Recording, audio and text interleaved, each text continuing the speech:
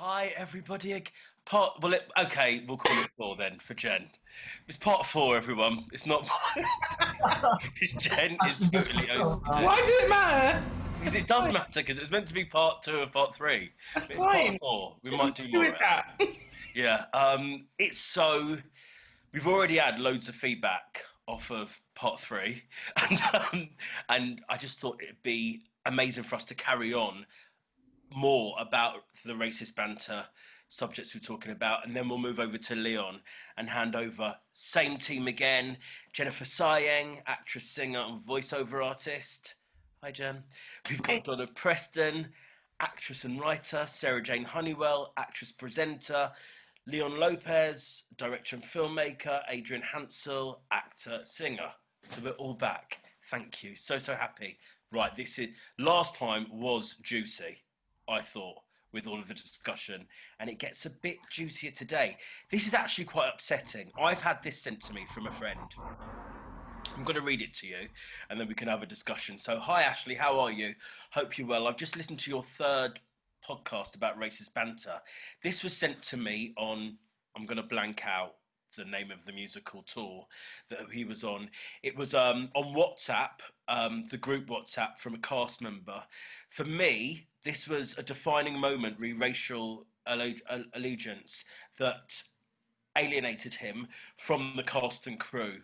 Few people challenged it. The sender and the management took no action. I had to stay with that company for another 9 months.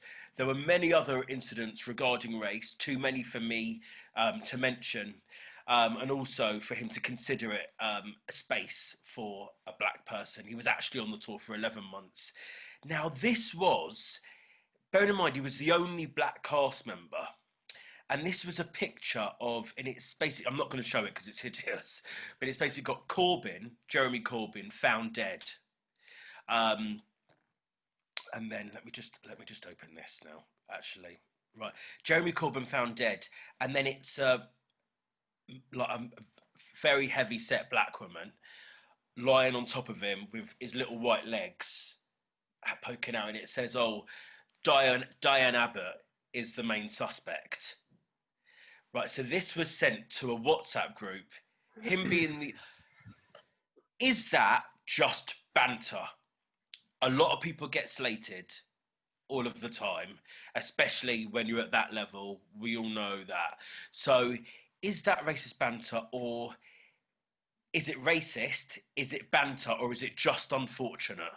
Adrian. Oh, bam! Oh.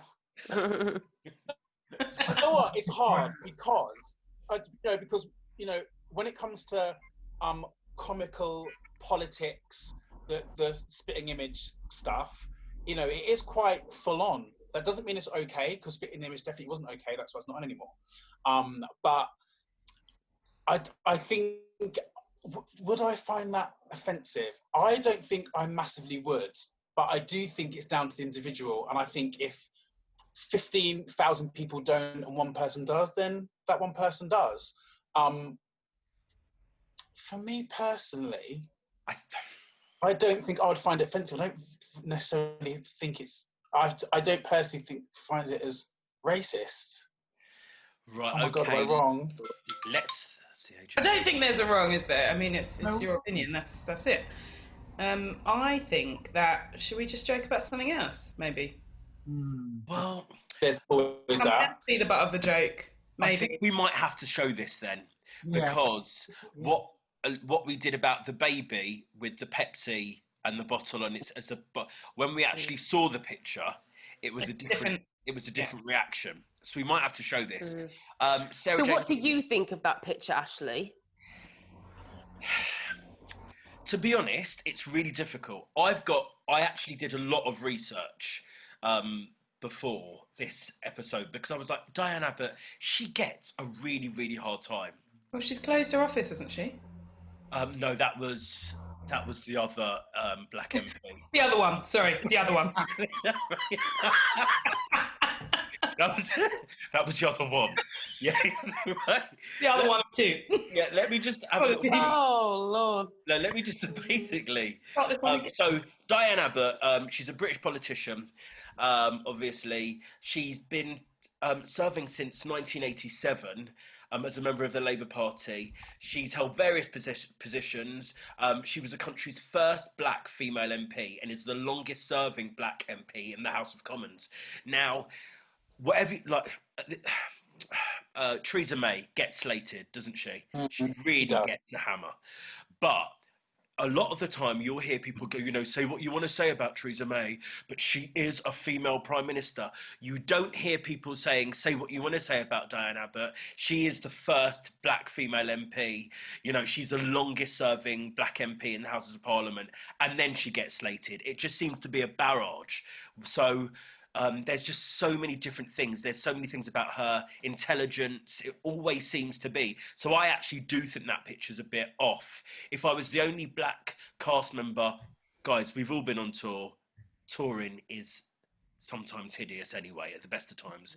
But if you're feeling on your own, if you're feeling there's a bit of a vibe and you're not completely part of the gang, and then I was to see a picture like that on WhatsApp, I probably would have a problem with it, yeah. Yeah, I just sort of think maybe she's an easy target. Yeah. Like you say, who are the people? It's Dawn Butler, the other person we were talking about, and literally, she's closed her office because of racist abuse. How many other MPs have we seen this been reported on? Sorry, who've had to close their office because of it. I think it maybe is just, as I say, an easy butt of the joke. Those people would have sent that and they would have thought it was just banter, definitely. But like Adrian said, for that one person in the group who's already feeling alienated, it's not fun for them. I'm just thinking of any other plus size, curvylicious ladies in that sector. I don't think there are. So for me, it's just shit banter because it's just a shit wet joke. But I like I say, I can't. I without seeing the picture, for me, I don't think it's a racist thing. I just think it's a shit joke. I've seen the picture. Ashley showed it to me, and at first I was like, I didn't. Well, even now, I don't necessarily see it as racist, but I see it as highly. I just think it's offensive. I think it's an offensive picture all around, and it's like some things transcend about being black and about being white, and some things are just offensive and rude. And I saw a thing on Twitter in regard. I don't know if it's fully true or factual, but it was something to do with like the statistics about people who've been trolled on Twitter and politicians, and something like 50% of the negativity of all politicians who've been trolled was towards Diane Abbott. Now, even if that mightn't be factually true, I don't know, but I know from I'm not big when it comes to politics. I don't really follow it. I'm not a true, I vote, but I'm not really a big believer in politics and politicians. I think they're all the same. But I do see an awful lot of negativity around Diane, and I understand that she made that mistake when she was it question time or whatever was, so she didn't know the answer to one of the questions, and because of one thing that she got wrong, I'm sure it was only the one. Everything, she's stupid, she's this, she's that. The amount of times people like Donald Trump, people like Theresa May, and I know Theresa May does get a hammering, but again, is it also a fact that it's a woman in power who they find, unless you're somebody like Margaret Thatcher, and even then she's the Iron Lady, she's whatever. I think it's more to do. I think it's to do with race, but it's also to do with the fact that she's a woman, and people have got a hatred of women in power. Yeah. Also, probably because she's good at what she does. So, I don't know. I don't know anything about politics either, Liam. I just don't. What do you think? It just sounds like it's full on offensive on lots of different levels. Because it's taking the mickey out of a woman who I don't know, but she's a human being and she does get a lot of stick, and I hate that. I hate that because she's a human being and that's got to her. I mean, I've had people be mean about me on social media, and it really hurts. It really, really hurts. And so there's her race, first of all, then there's the fact that she's a woman, then there's the fact that she's a woman of a certain age, so she's you know, no longer a childbearing woman or all of that stuff, and then she's slightly larger, and you just go, wow, just leave her alone. I think just leave her alone. But for your friend's point of view, I can see, yes, when you're on tour, everything is heightened, and if you're a bit different in any way, and I say different in the kind of, if you feel like you're different, because obviously we're all human beings, it really hurts. Everything seems amplified and really, really hurts. So it just sounds like a horrible picture. It just doesn't sound very funny. But actually, I think what we've got to look at, if it had just been that picture, but it had been constant, there have been loads of things all of the time. You felt alienated. There had been racial. I do know that there were a lot of problems on that tour. I remember hearing it was hideous, and it was a tour that went on for a bit too long. But I suppose it's just so difficult, isn't it? It's another thing that you see as a person. And if you are of colour, because I get what you're saying, Sarah Jane, it's like she may feel different. She's bigger, she's a woman of a certain age, but then throw black on top of it, and it's an even bigger topic, isn't it? Yeah, and I think that's the thing that we should be sensitive of, or that people maybe need to realise that can be a sensitive thing, that it can, to you, just be banter, but it can so easily be construed as something else because there is that element to it. I guess like we're in danger of saying, like, can we not joke about anything? You know, are we getting too politically correct? Potentially, but it's like what I was saying in part one, that, you know, we need to go full circle. And until we have all got that fucking stamp, swearing again, I'm really sorry, bad language. She's had the wine, it's all coming out. Till we've got that stamp of approval to kind of say, yeah, I'm certified in this and properly clued up and woke, then you don't get to joke about that. Yeah. I'm sorry if I'm being naive to this, but I don't see a racist thing on this at all. It's just fat shaming. Right. I think that's the nuance as well. I think it could easily be that, but it so can easily be the other thing as well. If you're that black person, you're probably thinking, oh, it's because there's not a joke coming from being black, because it's not. If that was the joke, there'd be a profile weight black person sat on him, but it's not. It's a larger lady sat on him, suffocating him until he dies. Nice, yeah. Right. Yeah. And now I'm laughing because it sounds quite funny. This one's such a difficult one. I feel like it's such a huge. Go on, Sarah. Put it into context that you say that this person, I don't know if it's a girl or a boy, but they'd had a barrage of stuff, and I think on tour, if there's been a lot of little snipes, are they called microaggressions and things of little racist comments and stuff, then seeing that is really going to come on top of you and it's just going to be too much. And it just sounds to me, the picture aside, that the people on that tour were not very nice and were very racist, or certainly used their hatred of that person with race in a racist way. That makes sense. And so the no action being taken, because as the company manager, we know what it's like when these things kick off. Sometimes company managers are backed into a corner anyway. But if that company manager had come down and said, guys, can we be a bit mindful of what we're sending on group WhatsApps? Yeah, absolutely. And that's all I'm saying. It might be funny to one person, it might not be funny to another. But if you are that person that hasn't found it funny and you've raised concern, I don't know if that's... I mean, I have an issue with group WhatsApps in general, to be honest, especially when it comes to being on tour, because I do think there becomes a whole hierarchy system where it's like, are you in the group? Are you out of the group? What can you send on the group? Who's getting invited? Is there a subgroup that sets up on it? I do think it goes back to that whole kind of bullying culture. And I think, I mean, me personally, I try and opt out of group WhatsApps anyway, just for that plain simple reason.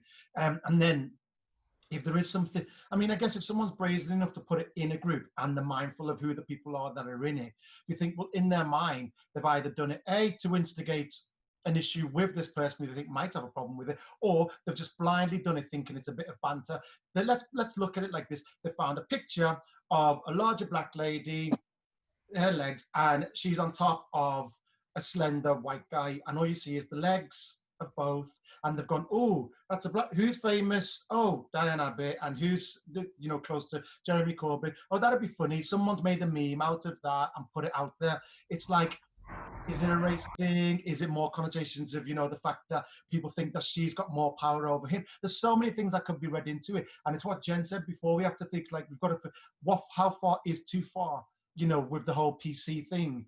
And it's a case of going, well, if it's something that you think, if it's a low form of comedy, it's like what we were talking about later. If it's something that's offensive towards somebody, it's like there could have been a larger black girl in the cast. Obviously, would they have sent it if there was a larger black girl in the cast? No, and not because of a race thing, just because she might have been offended by it. And if the answer is no, and you think someone's going to be offended by it, then maybe it's not right to send it. I don't know. That's really good. I think we've explored that. Well done. Yeah. Well done. Leon, I'm going to hand this over to you because it's about I May Destroy You, representation on screen, the incident that you had with the journalist who wrote that article that we're going to talk about. Can we start? Give us a bit. Yes, so basically I just thought it'd be interesting to kind of, we touched on it, I think Adrian brought it up towards the end of the last one about kind of seeing yourself on screen and as a person, being able to identify with characters because you see yourself, and it's like, I'm a little bit congested today, sorry, my sinuses, I keep going a bit dizzy, so if I pass out, please, 999, I'll send you my address. That's what they all say in Feel like an episode of EastEnders, Spike. No, it's coming on, I'm like, wait a minute, I need a sip of tea. Oh God. So basically, I mean, how many people have seen has anyone seen even an episode of it? I May Destroy You. Yeah, no spoilers. I've got a few episodes left. I have as well, no spoilers. So this isn't it. So basically what happened was we were on, I was on Facebook, and there's a guy, and I feel a bit, I said it in another interview that I'd done, and I felt like when I was saying what he said, I kind of started doing impressions, and I don't really know the guy, and he's probably not even like the way I was doing it. So I hope I don't kind of try and, I'm not too deflammatory in my putting across my points. But basically he'd said how he'd watched the show and he thought it was great, but I think it could have been done in half the episodes, and they stretched it out because there was stuff that wasn't really relevant. And that, without being too spoiled, like I think most people know that it's about an assault. One of the main strands is about an assault of the lead character.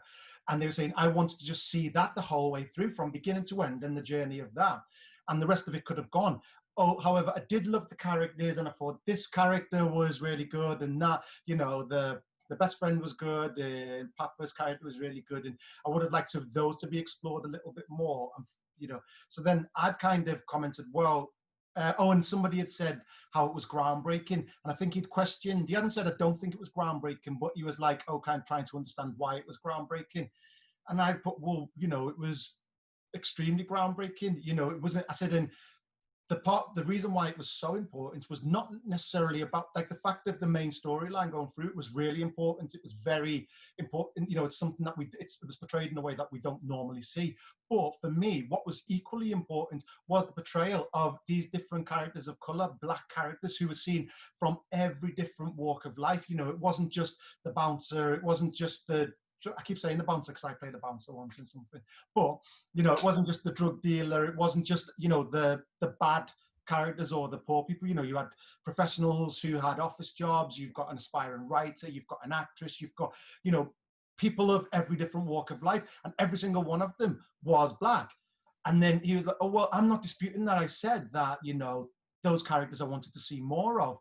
And then he said it was an issue with a sub-strand of her having a relationship with somebody, a relationship that she's having. And I was like, but that was equally important, I said, because trying to break down why she was, how she was in this relationship and why she acted the way she was partly because of a culture, partly because of a relationship with a father, partly because of her relationships with her friends and things that had affected her, which if you didn't see all of those smaller points, and if you didn't see all of that in the journey of it, and let's not forget the most important part, this strong black female character, it wouldn't have the same effect all the way through. That was just as important, if not more important. Seeing this strong black female character on a mainstream television show, you know, who was kind of all of these storylines, the storylines to do with like man-on-man rape, all kinds of things that if it was 12 months ago and somebody pitched that script to a network, they'd have gone, oh, it's too niche and, you know, we can't put this on mainstream TV or nobody wants to watch it. Like everybody in it was black. In fact, there was, I don't even think there was a mix. I think there was a half Egyptian guy. Like I was looking at it going, oh, there's no mixed race people in it. But it was like, oh, you know, but again, amazing the fact that you've got a predominantly all black cast in a mainstream television show, that without actually being the hook of why to watch it. If we all remember, you know, last year or the year before, there was a big thing on the BBC about Sophia Canedo and Adrian Lester. Ooh, two leading black male actors. It was a big selling point and a stamp, and it was like, hang on a minute, that shouldn't be a selling point. Whereas with this show, it's not. It's just the show is the show. And I was like, if you can't see the relevance of all those little incidental bits, then, you know, it's because the reason why you can't see is because you can't see yourself in those roles, in those characters, so therefore you can't identify with them. Does that make sense? Makes perfect sense. So I don't even know how we can even get into a discussion about it, because there are so many things there that you're mentioning, Leon, and they are so poignant. So many things. Not seeing those what he perceives to be small things because he can't recognize himself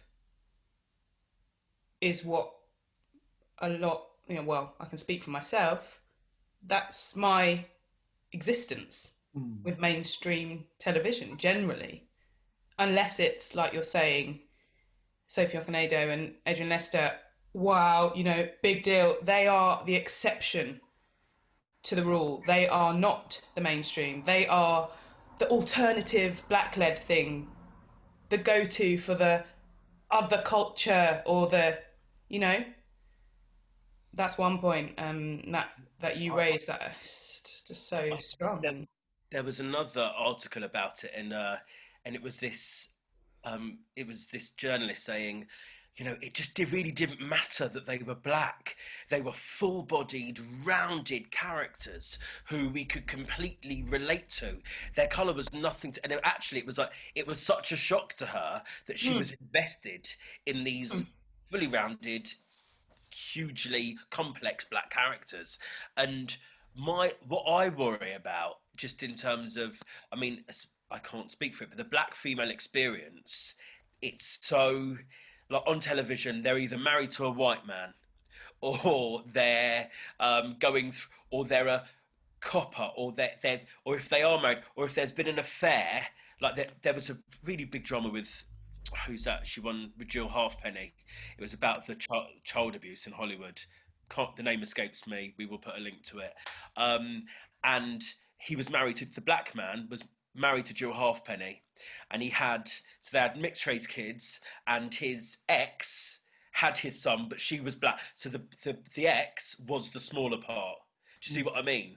Which was, so I think you're so right to see a black female in that part, in a leading role, where it wasn't about her colour, or it wasn't massive. It's absolutely. Maybe I can say that it's massive, and all those things that she's put in there just speak directly to me, and so many other people. But it's groundbreaking for me because it's not the norm, and I deserve to be able to look at something on screen in mainstream telly and recognise myself, to be able to aspire to it, to learn from it, to see that I exist elsewhere, you know, relate to it, as everybody does, I think is partly the point you were making. Yeah. And so, I mean, Donna, Sarah Jane, what, for you, obviously growing up, you would have seen lots of different versions of yourself, of what you were going to be. Does any of this resonate? Women anyway get a hard time. So, but I think with black women, it's another, it's like socialized. Yeah. Can I say sorry before the girls come in? The ladies, sorry. Do you know what? You need to watch it as well. Obviously, you know, everybody, I'm not, because I think we can't take the blackness out of it. We shouldn't take the blackness out of it. But actually, what she does for women, what she does, like there's a scene where she's on the bed with a lover, and I'm not telling you what happened. And I was like, normally you'd think, oh, you're not going to go there, but it was so cleverly done. She literally encapsulates the things that I know from as a gay man, speaking to my female friends, that, you know what, they probably wouldn't have even got away with a white woman doing that part, but because she was the creator and owned it, she was like, you know what, I'm going there, I'm showing this. She empowers, like, not just people of color, she empowers women, and all of these little things that you think, God, the stuff that, like, that's one of the strands that, he never said that moment, but if he would have took that strand out, that'd be gone. For a woman to be able to go, oh, I've been there, I can identify with that, or even, I haven't been there, but I've always worried what happens if that happens. She's an absolute don for it. And I don't know the woman, I've never met her, you know, I'd seen a little bit of some of the stuff that she'd done before, but I thought to be that brave and to get that pushed through, every single moment within that is relevant. There's not one thing in it that is a filler. Do you know what I mean? It's like, it's so powerful on every level. And then to put on top of that, the fact that it's black characters, you know, it's kind of seeing the kids in school. You know, in the time when I was probably in school, you know, and the way that they were treated in their interactions with all, you know, I think that there were lots of friends from all different ethnicities there. And I thought, God, I went through that. I've been with the group of friends who are like that. And, you know, you never get to see that again, you know, or never have it to be shown in such a realistic way. You know, there's the black gay character who's a best friend, and it's like the stuff that he's going through, and this, like, he's dark skinned, but, you know, me as a mixed race person having similar type of things happen to me as a gay man, and my relationships with intimacy, and, you know, struggling because of how society sees me. And then again, like Michaela's her character's relationship with a father who's not around, but the way a mother's relationship with it. And I thought, like, my mum's white, but my mum's relationship with, like, my dad, and I just thought, God, I've never seen it so well-rounded and so clearly put together in a way that I can relate to. Oh, sorry, I've gone off again. Go on. Actually, I want to bring this over to the girls. I actually spoke to a white female, really close friend of mine, and she said she watched it and she was like, it's just not my world. I'm a white middle-class female. And then what really jumped out of the conversation to me, she said, you know, she's really like, she's quite odd looking. She's got really big lips. Oh, for goodness sake. I thought, right, this is really, what a thing to say. She's got really big lips. And I thought, okay, well, number one, what do you want me to say to that? And number two, it's such such a complex drama. We shouldn't be thinking about the size of her lips. Do you know what I mean? Hand it over to Sarah Jane. Well, I haven't seen it, but it sounds amazing. And what I will say is, it's made my heart feel really big, like it's grown, like the Grinch. Just watching Jennifer and Leon. Why for a minute I was like, what is his name? Lopez. His name's Lopez. And Leon talk about it, because I felt like I saw their inner child pop out, and it's made me feel quite emotional for them, because it the way you both just described that, I could see what you missed out on as children by not having those role models to look up to, and not role models, but just people that you can identify with, that understand what you're going through. And to sit here, even on Zoom, and watch you both, and I was really watching you both, and it was like your souls came out of themselves, and I could see that child so excited that finally somebody understood.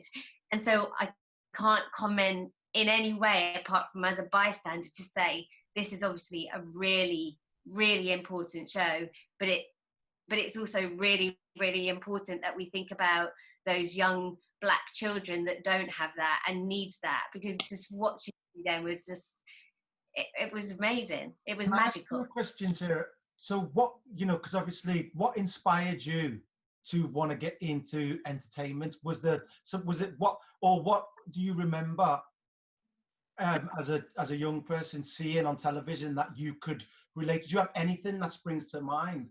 oh my God, I'm so ashamed. But I'm not ashamed because everybody knows this. That like all my really, really good friends know this. So I wanted to be Barbara Windsor. Wow. I am that.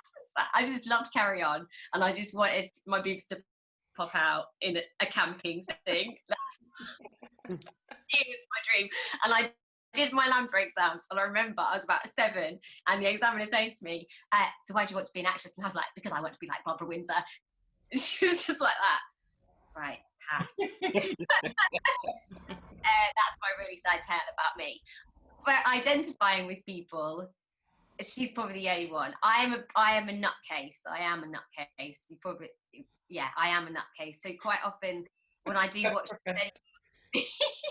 when I watch things on TV, I don't really understand what's going on. I don't really understand what's going on a lot of life. In a lot of times in my life, I look at situations and I think, why are they just not saying what they think? Why I don't understand.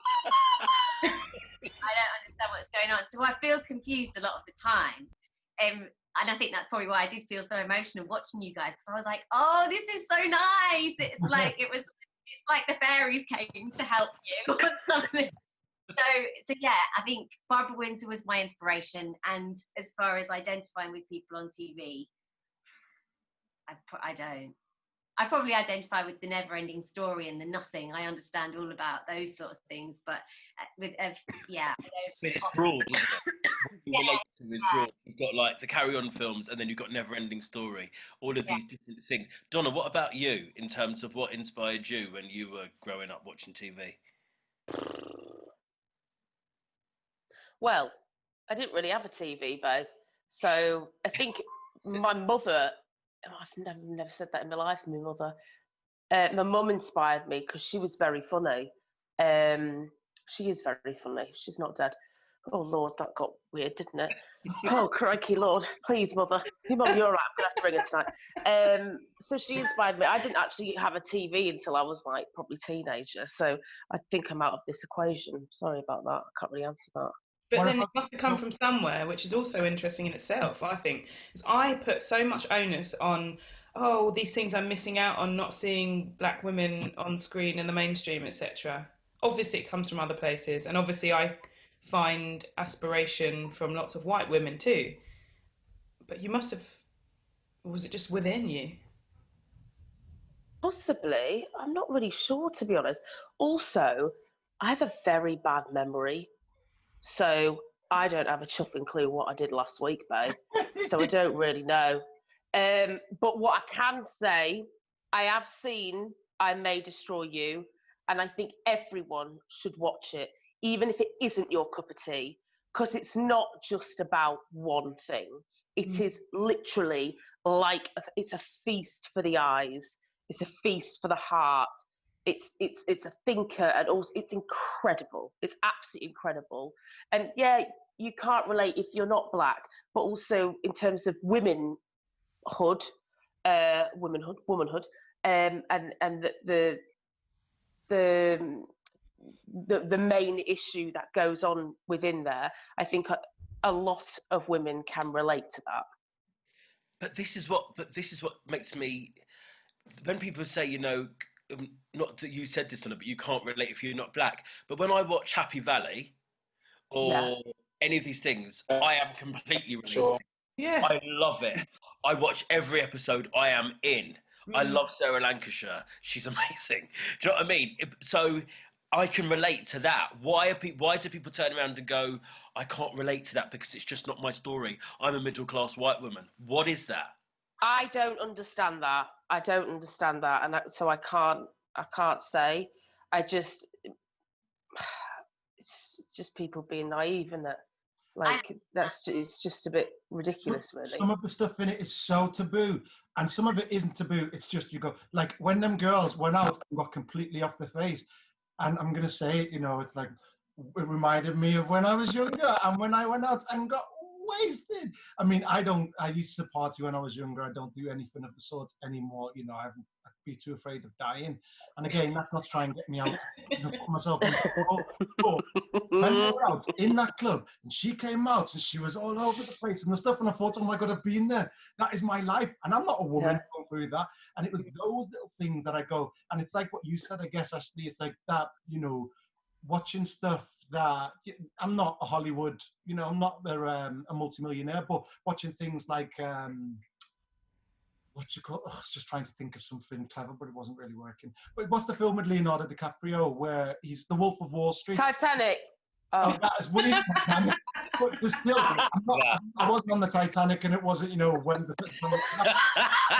but I can still relate to the relationships that they're going through, you know, meeting somebody who's not really right for you and people say you can't. So it's finding that within it. But again, I think maybe is that the issue, that as soon as something does become something different that we're not used to, because as people of colour not seeing yourself, you look more closely at stuff where you can't necessarily identify with the colour of your skin. But what you do is you look underneath it and go, but I can identify with the relationships. Whereas if people are watching stuff where they can identify with, when they can't see that, they're not used to looking any deeper. So they just see that and then they're just waiting for something that they can go, oh, that's a person I can link on to.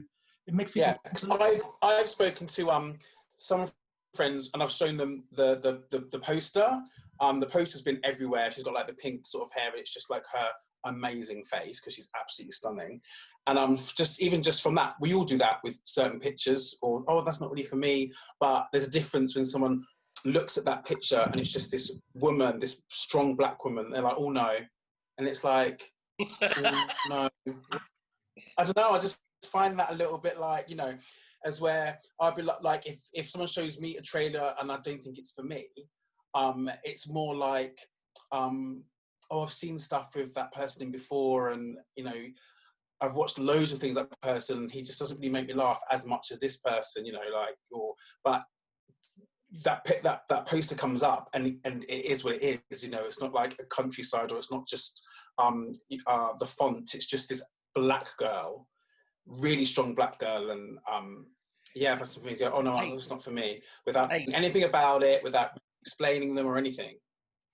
But Aid, is that because, you know, we like the mixed race black British experience, like we're so British, we can watch anything and we'll love it because it feels, but if you don't even have, like, I remember you, Aid, ages ago saying to me that you went to a wedding for one of your close friends. Actually, maybe I shouldn't say this. I'm going to say it. Yeah. And you saying, like, not one black makeup artist or not one mixed race maker. Like, I was like the only mixed race person at this wedding. Like, and I remember thinking, wow, yeah. But to me, that's, to us, and I know, Aid, to you, that is completely normal. But you are all of those people. Like, I know that friend loves you to death, as we all do. But like, you're the only representation, and you know, and she maybe didn't have any black female friends. Why is she going to sit through 12 episodes of May I Destroy You and go, you know, and be? But why not? But why not? Like, not even to try. Why? It's like, well, just try. You know, because there's some things that I know that I might not like, but or I will always watch at least two. I think it's quite tight after one. You know, people know what they like and what they don't like. But I will always watch at least two all the way through. And sometimes I've been like, oh, I'm not gonna like this. And the second one I've been like, oh, actually, no, I do. And then I've been absolutely addicted. Mm. Yeah, well, I think also... So why not? Just watch, you know, things are on Netflix. Like, you can come and go as you please. Like, just watch two. Like, with anything. With anything, not just that. It's just, you know... There's something in it also just becoming the norm. And when you start seeing that more often, it doesn't become abnormal to see that and have to think, I'm going to sit through the black-led thing. That is why it's important for it to just become a bit more normal to see that type of poster and that type of person on the front selling a show, as it would be someone in a hijab or someone in a wheelchair. Like, I don't think I'd ever look at something and go, oh no, that's not for me because it's got a black person on it or something something, and I think I'm like, oh, that looks interesting, but not. And I don't want to say I don't see colour because I know I'll be in trouble. But because I just might go, oh, that looks like a fun thing. But I wouldn't look at the colour of the person on the poster. I'd just watch it because, or now you guys have told me it's really good. I'm like, okay, I'll watch that because I get to watch a lot of Scooby-Doo because I've got children. So I don't get and you know, you don't get the kind of luxury of going, oh, well, I'm going to sit down and watch a box set and watch it all night because you know you're going to be up at 5 o'clock in the morning. So if people recommendations to me, I'll just watch it, but I wouldn't think, oh, I don't know if that's for me because it's about a strong black woman. I go, oh, that person told me to watch that, so I watch it. So I suppose it is a weird thing to say I'm a middle-class white person. There's nothing in it for me, but I'm not a black person. I'm a working class. Sorry to jump in. I think also that it's probably quite generational. I don't think my mum would enjoy it. She's a black female. Yeah, I think she would enjoy seeing this plethora of black characters in these amazing roles.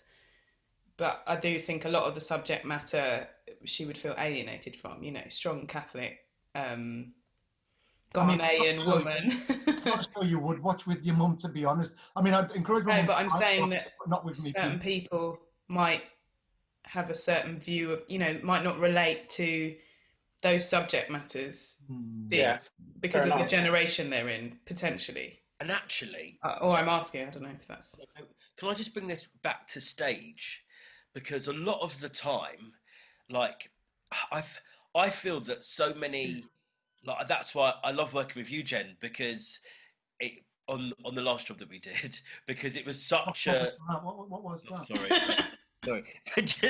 just being, because I found for us on that job, when we went into the rehearsal room, I remember thinking, because I was playing like this really neurotic character, and I remember when I started speaking, but I remember thinking, God, he's in this mixed race relationship. Just the fact that he's black, it puts a completely different spin on the character, and so I remember I took this article in to the director. She looked at me like I had two heads, and it was basically saying the black man with the white voice and what that can do to you in the way that, because I was thinking, why is he so new as a black, you know, because, and actually it's because what we're used to seeing, you're used to seeing black girl, she's normally bigger, she belts, she's sassy, she's overly American, do you know what I mean? She hurts that much more than everybody else, she cries that much more than all of this, and then we just need to start seeing normal black people.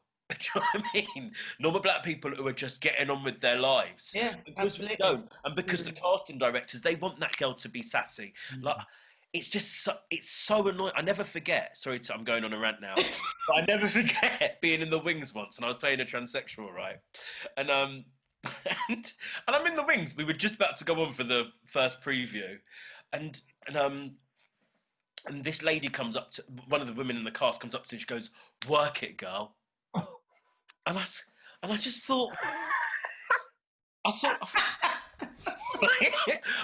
what part of me in this moment? It was a really sensitive storyline as well. What part of me looks like I'm going to go on and work it and give it a bit of sass? You know what I mean? When I was a really damaged transsexual. It's like, you know what I mean? It's just, I'm going to go on another rant now. Sorry, this is my rant. But like Donna, when you were telling me about what people have said, you know, the incident with the bike, you know, when you said about when you've been riding your bike. Oh, I get it all the time, babe. It's now, so annoying. I give my one first. Yeah, sure. Riding really, basically, the greatest thing about these Boris bikes is that you can get to work. Somebody who's late, you can get to work really quick. So I was literally really pedaling. And this white guy goes to me, "Go on, brother! Race it! Race it, brother!" And I'm on the bike. And then I thought, I've just been abused. I've just been abused. Only because it was a black guy pedaling really fast down this road. I go, "Go on, brother! Race it!" From this white man, leave me alone. Let me get on with my show. Let me do it. I don't need to work it. I don't need to be very racist, bro. I just want to be left alone. I've had a drink. But Ashley, you might have just been going really fast. Like, What's your one? What happened to you? oh, babe. So I'm on my bike, right? I'm on my bike, or I'm in the swimming pool, whatever. And it always happens. So they always go, they look me up and down and go, oh, good for you, love. Go on. And I'm like, what? And there was one time every single time I'm on my bike, I can't chip and do it now, can I? Because I got a bloody stolen from Asda the other day. Fuming. Got right through the bloody fucking bike lock. I bought that bike lock that day as well. Anyway, that's another chuffing story. So I was in the swimming pool, and I'm quite good at swimming. You know, I'm not like Olympic kind of nothing to do with that, but I like a length. I like a couple of lengths, back and forth. And this woman came out of the water, and she just it felt like she was there about 5 minutes, just going. And I said, "Is everything all right, love?" She was like, "God, you're fast, aren't you, for a?" And I just went, "That's really shit. That's really shit, babe. You've made me feel like shit." She was like, "What do you mean?" Completely oblivious. So I just got out the pool because I felt like a bag of shit. And I just was like, why am I letting people... And also, why do people have the audacity to say this shit to us? And that's How have you got the right to say that to me and make me feel like a bag of shit when I was just trying to get my heart pumping, babe? In her mind, she'll take offense. Just so offense because in her mind, she's like, "Well, I'm paying you a compliment, so how?" Well, of course. And it's just, where do people get off? I think also, that's just sorry, Jennifer. I was just going to say, I could have said it to her as well because she was an older lady. I could have gone, "Good for you. You know, you're getting on a bit. You're probably about to drop, love, but good for you." You know. But of course, I'm never going to say that shit because it never enters my head. Yeah. Like, also, you think before you speak. It's very, you know, it's just. But like I say, I get it every single day. I get it. Not every day because I don't do it. What about the guy when you were riding your bike and he was saying, "Good for you, love," you know? Yeah, he just does it all the time. I was going up to the local forest where they have sort of boats that you can sound proper middle class, but they have boats up at the lake. And so I was on my bike and I was like, "Oh, could I possibly put my bike in your shed just while I get a boat out?" He was like, "Do you know what? Yeah, you can, because you took the effort to get on your bike today. Go on, lass." Oh, wow. And I said, "Don't worry about the bike. Don't worry." He was like, "What's up?" And I was like, "No, it's fine." I got the bike, came home, and cried all afternoon. Because I was just like, I don't know. I don't know why I cried. Well, I did cry because it was hurtful. But and then I got really angry. I was like, why didn't I say anything? Why didn't I say to that guy that, you know, and why? Yeah, it's really confusing when people say this shit. So there you go. It's just amazing that you would share all of that, Donna, because I feel like that is so relatable, and you change the subject matter to the colour of someone's skin. And if you're someone that thinks that you can't relate to it, I'm sure you can relate to all the things that you've just said. And I can definitely, yes, sorry, Ben. It feels the same to me. Everything you're saying, I feel like, I've had that.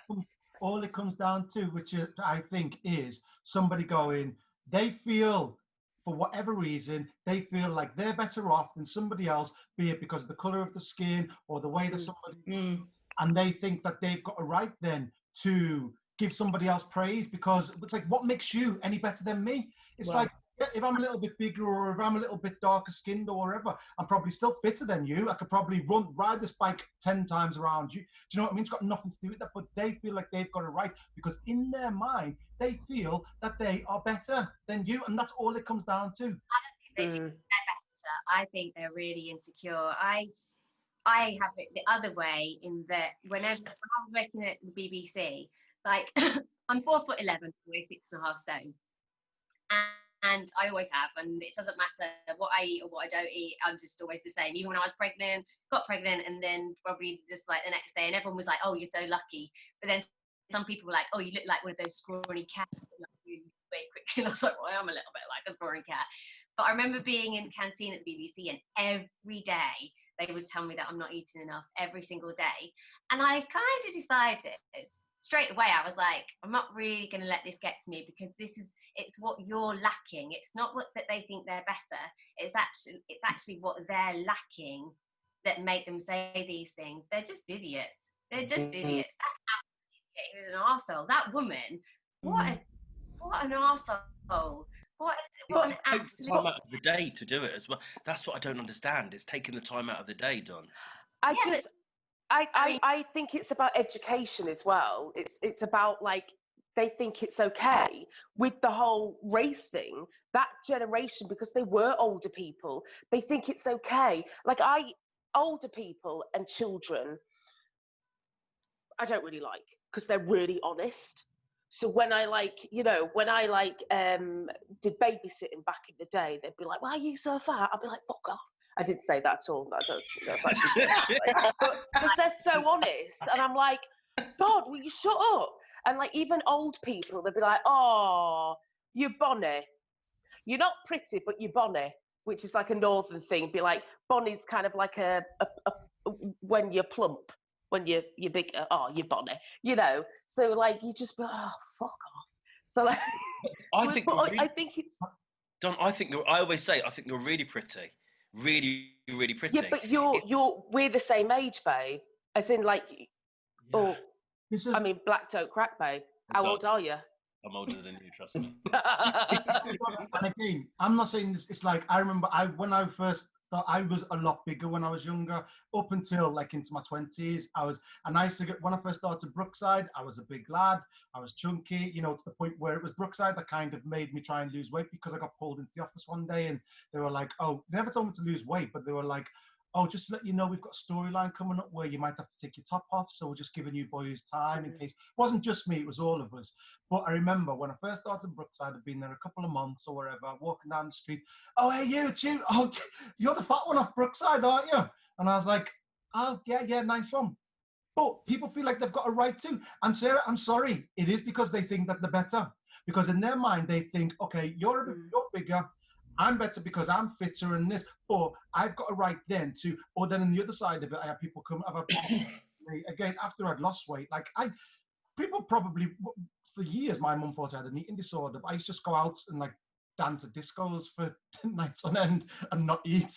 Technically an eating disorder, yeah. So I lost so much weight, and then I started to go in the gym and training, but then the other side of it, it was like somebody posted a picture online and it was, it was a picture of me doing like a photo shoot, and I worked hard to get my body into shape and stuff. And so, oh yeah, you know, he's a Bob Fock, body of Baywatch, face of Crime Watch. Yeah, but he's ugly. His face is terrible. Like a prawn, cuts his head off. Again, it's fine. You kind of get over that. You bump into somebody on the street. Oh, you're a lot better looking in real life, aren't you? It's like, people says that. People do that, and it was just. I think it's randomly. Shane Lynch, all people from Boyzone, like every time I do panto with him, sorry Shane, I'm bringing you up, and every time someone saw him, they'd say something really rude about his music. Like, people would come up, make the effort to come over and be really rude about his music, and I'd be like, why do they just not ignore you? Why do they have to be rude? And he says, and I think this is true, especially if people recognize you, so this is slightly off on a tangent, people are embarrassed. They don't know what to say. They want to say something, but they don't want to come across as being like too fanny, whatever. So they just say the first thing that comes out of their mouth, and they don't engage their brain whether that's offensive or not. They just say something. And I think I'm probably the oldest here. I think at 46, I'm the oldest here. And I think, especially since I've had kids, whatever people say to me, I really don't give a fuck. I don't care if they like me. Sometimes I quite like it when they don't like me. I'm like, oh, I'm loving you for not liking me. That's really interesting.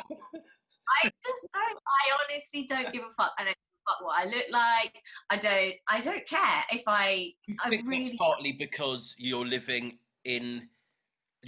not in London. You've obviously got your beautiful kids.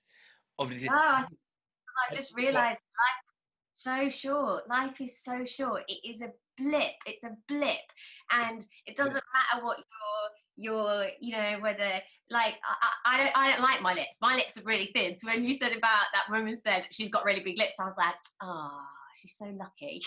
but I've got to a point now where this is just my packaging, and we're here for such a short amount of time, and life is amazing. It's magical. There's so much to life, so much, and just doing this with you guys and meeting you amazing people, and like I say, watching Leon and Jennifer talk about just seeing that inner child come out of them and seeing them be excited about this TV program. That's what life's about. It's not about the dickheads that tell you that you're not this and you're not that. Let them ruin their whole lives thinking like that. Sarah Jane, I'm going to merge what Leon's saying and what you're saying. It is insecurity. I think there is parts of insecurity, and it is a kind of an entitlement that you feel that you can just go up and say something to somebody, which is ridiculous. I must say, there's something that I've really loved about this lockdown, because it's been just the other day, I think, obviously being out in the industry that we're in, Aid, Jen, Leon, all of us, we kind of, you feel that you've got to fit into this box all the time of what you look like. And, there's certain, you'll hear people, I've heard people say to bigger people, don't lose any weight, it will change your casting. All of these different things that people say. And I feel, how do we... I get what you're saying, Sarah Jane. For the first time in my life, actually, the other day, I actually, at 40, I went, oh, I'm all right. You're amazing. No, but like, do you know what I mean? But for years, Adrian knows me so well, it would be literally tearing myself apart. I was in the topless scene. Adrian is a king dieter. I rang him and I was like, what do I do? He was like, you do this, this, this, and this. I was then ill for 3 weeks. Looked great, ill. All of these different things. All of these different things. So, gosh, this could go on forever. We've got to round it up because it's. Should we have because not every single episode has to be about race. Should we do something a bit more in depth on this? Because I think. But the thing is, this is a prime example. Like what happened like tonight was perfect because we all related to each other's stories in different ways. So I think naturally that happens. For females, for bigger people, for smaller people, for black, for mixed race, for white. It's all of a muchness. It's a thing that does need to be discussed because it happens naturally. Absolutely, and I think that someone hit the nail on the head. I think it was you, Donna. Think before you speak. We have to. Well, what are you saying? Group? Sorry, Jennifer. Go I on. was cut you up, baby cake. And I should have thought. I mean, I say this all the time to you, Ashley. So I feel like I can say it, but I just didn't think before I spoke. Then when I said black don't crack, what was everyone's thoughts of that? I know about Bill Burr and his comedy thing. I've been watching a lot of Dave Chappelle recently, which has been brilliant. I don't know if any of you saw Dave Chappelle when he did the bit about the kneeling on the neck, but it was amazing. It's so worth watching it. It's not that funny. It's really hard sitting and awesome. But I also watched Bill Burr, and his wife is back. He was talking about, I think it's Bill Burr anyway, I can't remember. He was talking about white people just don't put enough lotion on their skin. That's what's going on there. That's what he was saying. He was like, black people, and he said that his wife was like, you're ashy, you're all ashy. And he was like, I don't know what you mean I'm ashy. What are you talking about, you're ashy? And he said that she ran her fingers along his arm. And he's like, she ran her fingers along his arm. And he said, I saw all this like smoke coming off my skin. And he was like, I am ashy. And he said, now I put on so much cream. So it made me think of that. It made me think of, yes, white people. Sarah Jane, you are hilarious. You are amazing. Sarah Jane, that was hardcore. It was brilliant. Crack offensive, it's not, is it? But I don't know what is it. To be honest, I mean, there's worse things been said about me. And also, that positive discrimination thing. Yeah, well, I'll take the good comments in a sense, isn't it? I really love what Adrian said about us just having a conversation. And actually, wouldn't it be great if somebody who goes, I haven't got any black friends. I haven't got any, you know, I just, you know, just don't know why. Like Miriam Margolyes, she was really proudly said it on the Graham Norton show. I just haven't got any black friends, and the whole audience laughed. Wouldn't it be great if we could all just sit around and actually, because what the conversation started about race, and then it just went into because we're all going through stuff. Just as as human beings, we're all going through things, and we're going to round this up. I can't wait for Jen, do you see why it had to be a part 4 now? I know it was doing your nut in about the part 2 of part 3. It wasn't doing my nut. I just thought, I think I made the story. I just knew that is like such a massive conversation starter, aside from the banter. But we did have both in, so I'm interested to see what you're going to call this. But just to answer Donna, like, yes, I don't even know what the answer is, but I felt like you didn't really get an answer. I thought that was fine, and I had a flashback to the beginning of this conversation and going, are we getting too politically correct? I almost thought, oh, Donna's going to think something of having said that. That's interesting, because also when Ashley, I asked the question then, and you skimmed over it, so that's fine, because I was gonna call you after and go, I fucked up there, babe. What did I do? Edit it, cut it, get me out. I'm coming off the podcast. Fucking hell, can't do it anymore. But that's also the people that probably need to question themselves are probably not you. Like, really and truly, the people watching this, listening to this, I'm going to struggle, I think, to see that they're the people that really need their minds changed. Or I agree. Everybody needs to think about it, don't they? But on the spectrum of like who needs to hear the most. We know that the people that are listening and watching to this, and by the way, you can also listen to it as a podcast. It's on Apple. But the people who listen to this, you are probably people who are of a like mind. It's like when you post on Facebook, everybody else thinks the same as me. No, that's a closed bubble. In reality, it's like the people who work. But you never know. Maybe, hopefully, the people who are listening, somebody else might overhear and give them a little bit. Oh, I didn't think. Yeah. Don't get me wrong, I think everybody's learning something. I'm learning being a part of it. Same. Yeah. But you wouldn't be a part of this discussion, Donna, I think, if you weren't sort of conscious in that way. Yeah. But I'm full on racist. Just lying to his whole thing. I'm a fat shamer as well. Ooh. You can see the size of me at the moment. The lockdown's been too long. Can we say, I just need to do a shout out before this.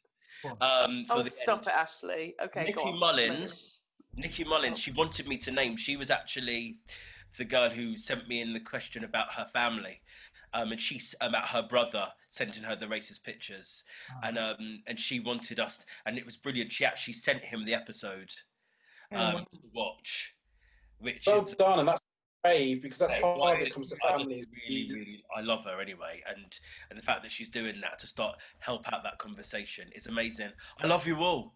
Next Sunday. Big love, everyone.